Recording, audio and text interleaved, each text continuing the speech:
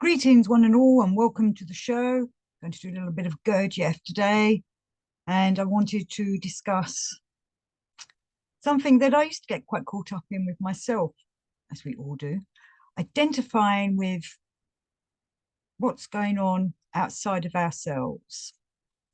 I used to be very into following all the alternative histories. Nothing wrong with that. Used to love a bit of ancient aliens. I know a lot of people poo-poo it, but I think ancient aliens, though can be quite shallow for those that dive deeper, is a great introduction for people who are looking at alternative ideas of how humanity came to be around. I used to get very identified and being involved with conspiracy theories and things like that. And I think there's nothing wrong with going and doing research. As Gurdjieff says, we need to verify everything for ourselves, but it can be very difficult to verify things that are beyond us, sort of out of our control. The idea of all the I don't know, a cabal running the world. Well, I'm quite into that. I do believe that there is a cabal running the world, and whether it's a Gnostic, demonic, Luciferic creature, or whether it's just insane, psychotic humans, I don't know. But the way I see how the world is run, as Gurdjieff says, we live in a lunatic asylum. And I talk about these things with lots of different peoples. And today I was talking to a friend who is very into the flat earth conspiracy. And I find it quite difficult to argue all that kind of thing, to be honest. I kind of see there's pros and cons to both theories, but unless I can build myself a rocket and go up into space and look down on the planet, I can't verify it myself, except for perhaps through various scientific little experiments that one can do.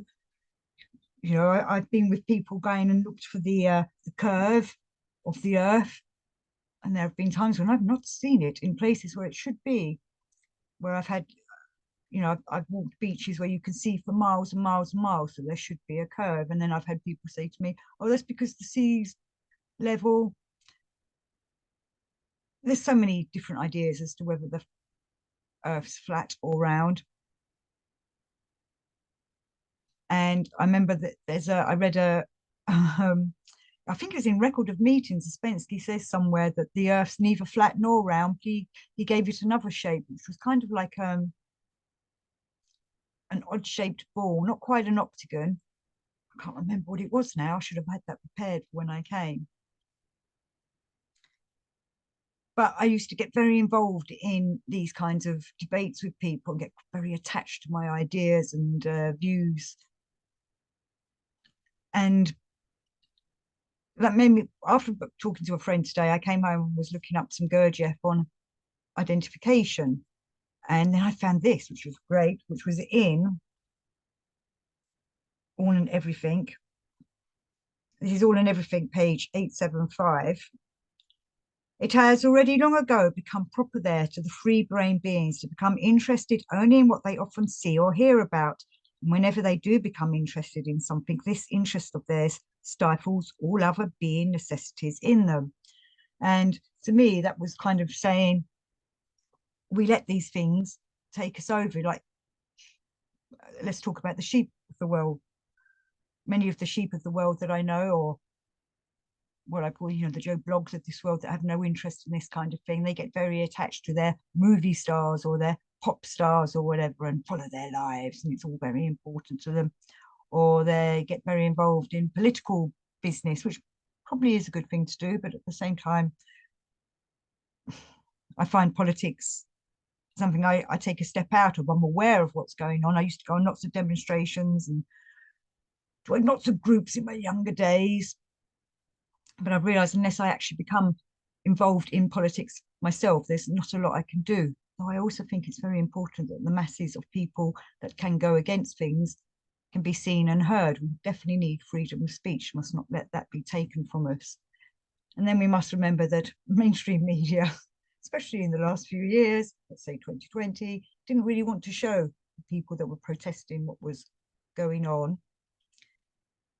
And trying to explain that to people that only watch mainstream media was very difficult, because they'd be saying to me, oh, only a few people went on them protests. And I'd be like, but there was millions of them. And they're like, show me the proof. And I'd show them stuff that I found online. They didn't want to know because it wasn't mainstream and they don't believe what's on online or not mainstream platforms. They don't want to listen to alternative platforms. But that's, you know, their way of looking things. They're not being open-minded enough to look at the truth that's out there. But also when he's saying about becoming interested and attached to things, it stifles all other being necessities in them. And I do see how certain things that I was into, certain theories I was following, was stopping my own spiritual development because I was too busy being caught up in the material world's problems. You know, I'm against all the awful things that we hear about that happens amongst, you know, let's take the Epstein thing, for example, as a example, and the Epstein Island and all that happened to them young people, all very wrong. And all I can do is send out prayers and such like to anybody that's doing that kind of thing out there in the real world to awaken to their conscience. I try to send them kind of prayers out. You know, I know there's no superhero going to come down and save them. I can't go out there. Like if I'd known about the Epstein Island, unless I was Batman or something and had all his money, I don't have the ability to go out there and do something about it. But I know many people that are very caught up in them kind of news stories and are very angry about it. But like I say, all I can do myself, you know, if I is to send these prayers of that them kind of people, send them vibrations out to them, will awaken to their conscience to what they are actually doing. You know, I wish I could go and save the world. I'm sure many of you do. That's why many of us come to these kinds of works, because we want to know how we can help the planet and the people on it that are suffering. And people get attached to their suffering, something that Gurdjieff goes on about very much. People love their suffering, woe is me. And but some people have suffering that too right, they need to not, they're not being, oh woe is me. They've suffered, you know, all these people that, you know, domestic abuse and things such like how can we help them kind of people apart from, you know, kicking down that door and saving that person? We have to develop ourselves so we can send out them vibrations that are harmonizing vibration that will help, hopefully, somebody stop and think about what they are doing, what it is, how they're reacting and not acting. As Gurdjieff says, if there was enough awakened people out there, then it could sort out humanity. But there's not at the moment, because obviously the world is still a lunatic asylum. But I also find, coming back to what I wanted to go on about identification, this is something that we find in many different theologies, especially like Buddhism, non-attachment and things like that. I'm very into the Tibetan way of life. I get very attached, actually. So whenever I see anything about the ancient Tibetans or the old Tibetans of the last few hundred years, I see a picture of an old Tibetan monk and I feel it in my heart. So I wonder if perhaps in a past life, maybe I was out there, whether I was a monk or just someone living out there. So I was aware of the monks and the religious hierarchy out there. I don't know, but I feel not a horrible feeling, but a recognition of them and also an honoring of them.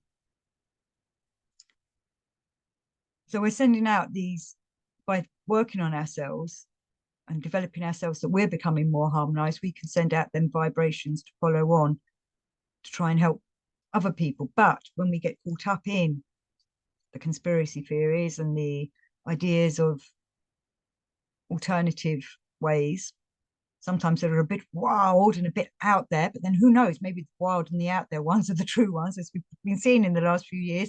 Conspiracy theorists, many of them were right. But if we get too attached to it, it might hinder our own spiritual development. Let me read some more Gurdjieff, because that obviously is always the best, rather than me babbling on. Right. So still in the 800s, what page was this? 817.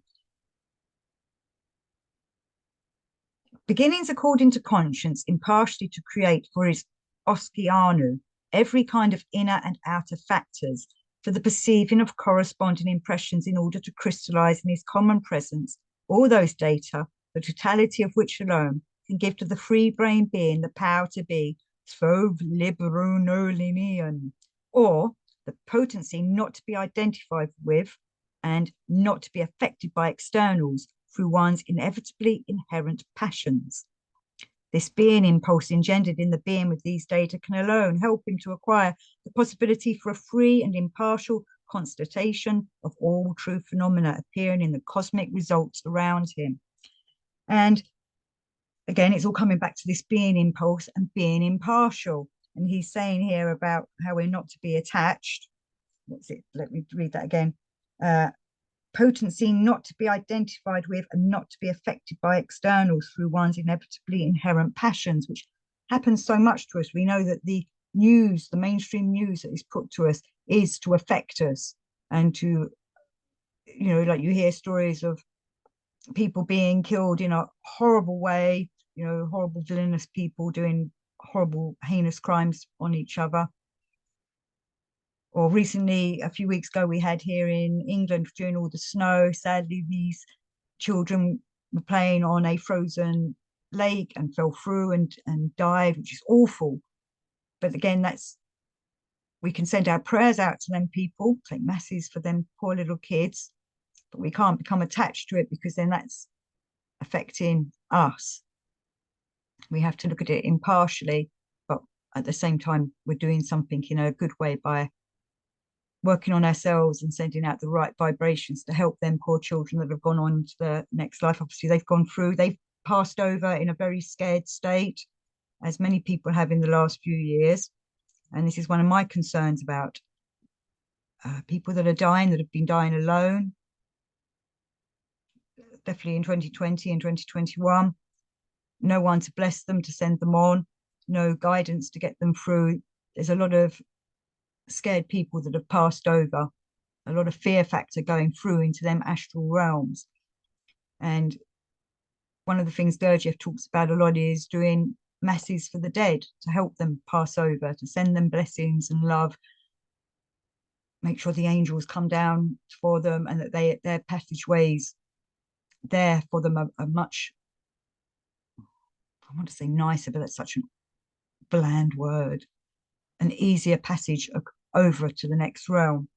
Us people that are working on ourselves, we're being reminded every day. Gurdjieff says we must remember every day that everybody dies. Every person that you look at will one day die. You will die, and this work is supposed to be preparing you for your own death. But many of these people, like them poor little children, would not have done this kind of work, so they were not prepared for their death. But going back to Sphorolibruno, fantastic word from Gurdjieff, of the potency not to be identified with and not to be affected by externals through one's inevitably inherent passions. We're programmed to watch the news and be taken in by it, let it affect us, go and talk about it the next day with our work colleagues or our family and things. And obviously we do need to have commiserations for people who have had where it's needed. And also they always give us a nice little news story at the end of the news, don't they, to try and send you off in a bit of a happier vibe. Happy little Timmy the dog was rescued from, I don't know, some tunnel that he'd gone down looking for foxes and got stuck. And, a little jovial story.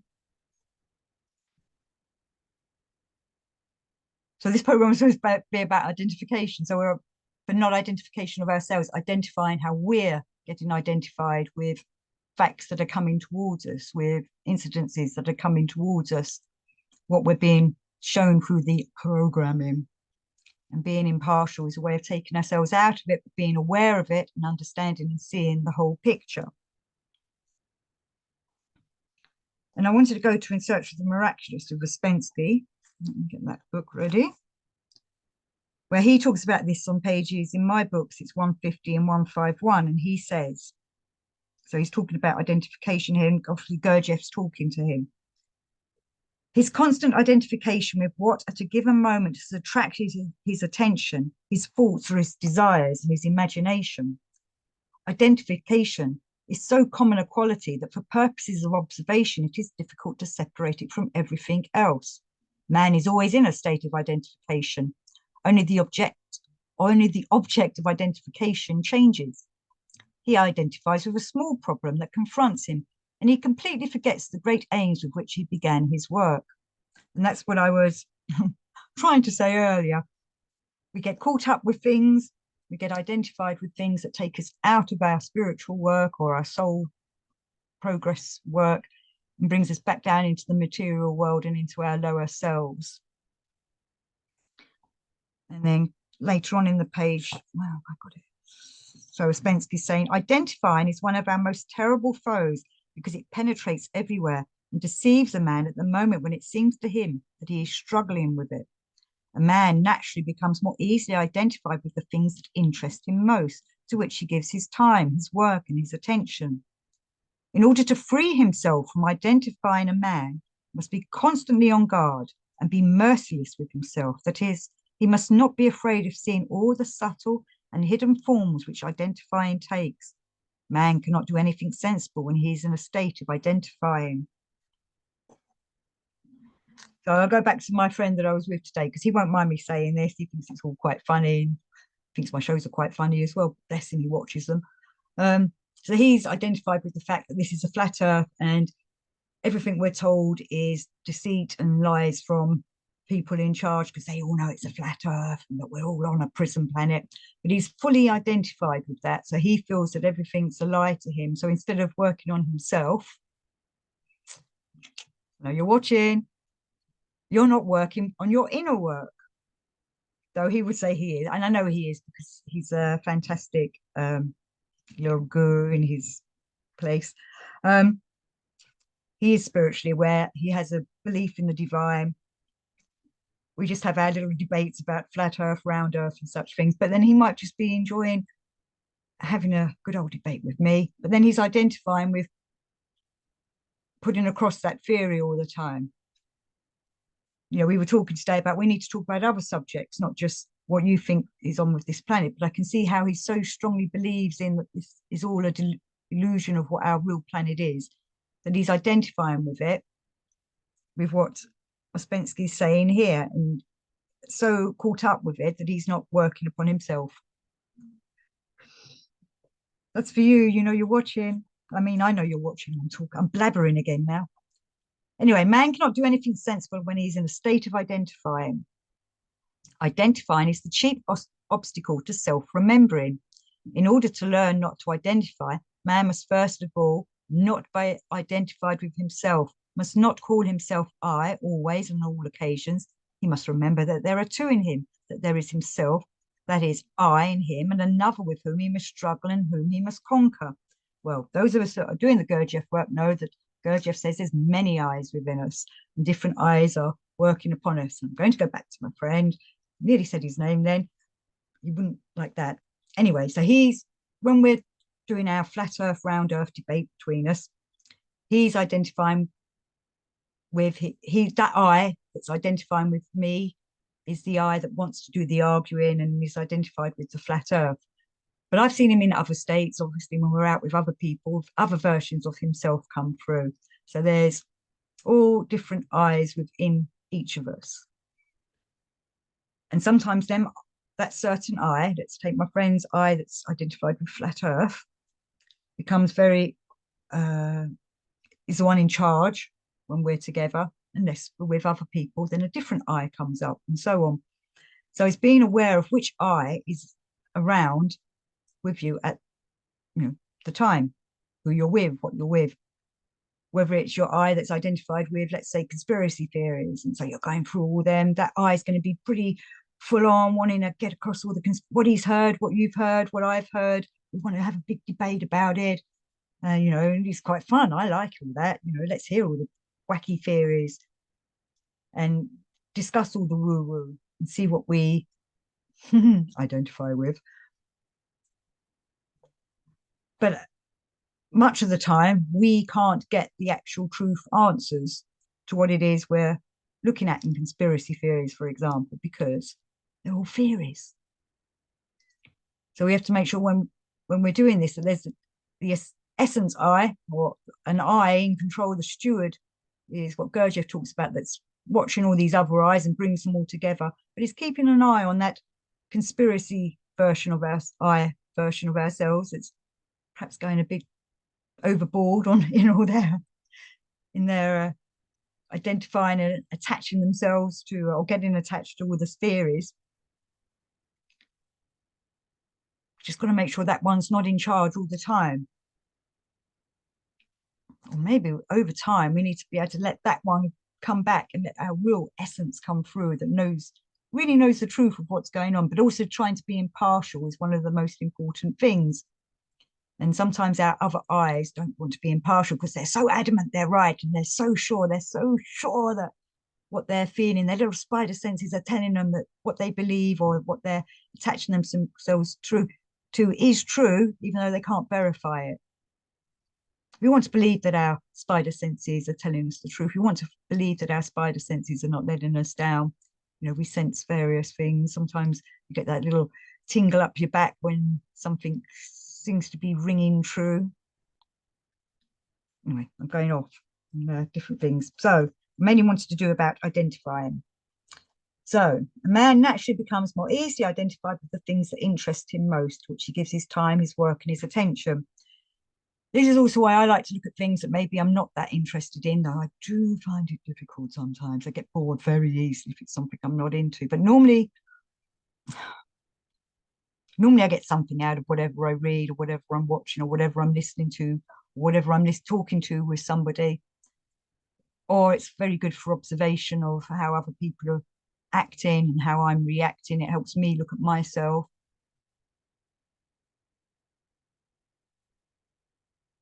So it is good to go and dip your toes in things that we're not really into.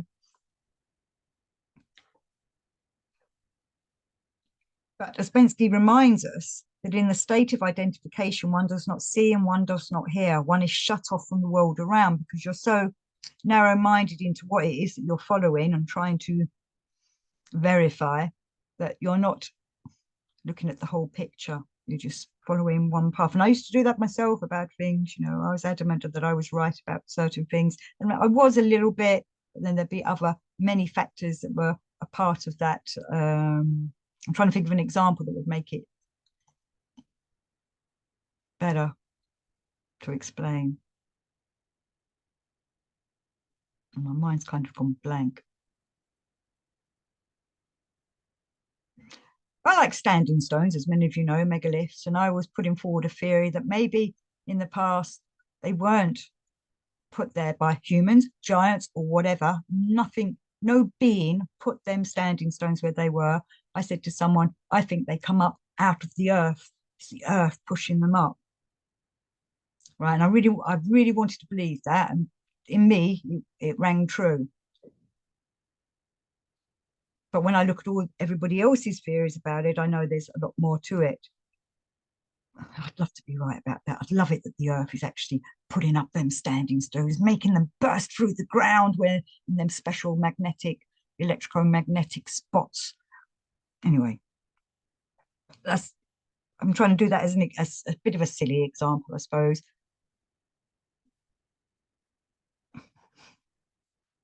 But like Ouspensky says, in the state of identification, one does not see and one does not hear. I don't want to hear other people's views. I want to believe that I'm right. And that's what I know many people are like, especially the sheep can be like that. And one does not want to be shut off from the world. Or from the world around us. We need to be aware of it. And views from the real world,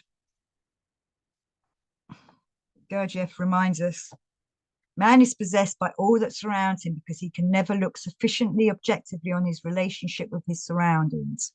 And that's one of the things I suppose I should have been saying. We're supposed to be looking objectively at everything and not subjectively, or trying to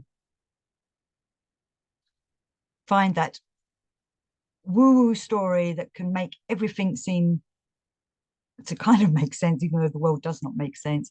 We have to look objectively on things. Gurdjieff reminds us he can never stand aside and look at himself together with whatever attracts or repels him at the moment.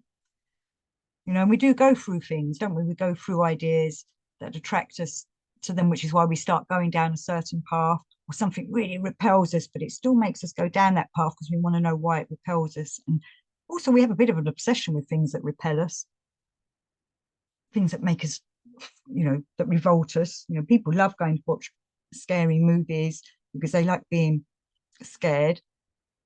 And it's the same with following theories that kind of repel us. You want to know why that's happening, why there's monsters out there in the world, why do people do such awful things to other people, and that kind of thing. And I'm going to finish with some Knott, because I love a bit of Knott. Just get that book ready.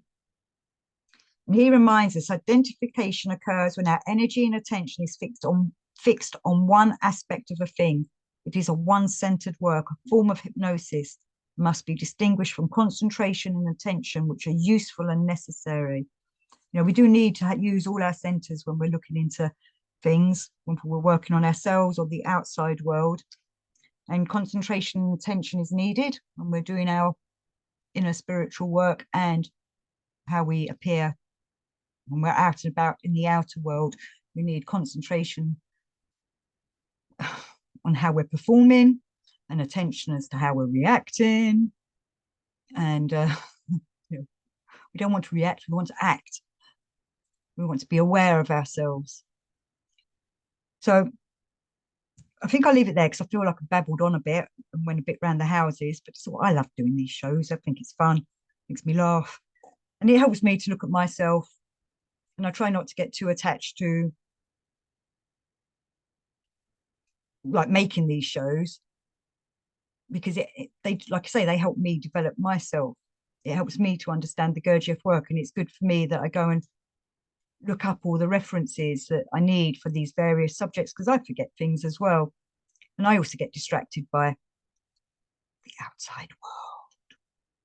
Or whether it's flat, round, square, or not even existent, maybe it's non-existent, it's just a figment of my imagination, a figment of your imagination. Walk well in this world. May your gods walk with you.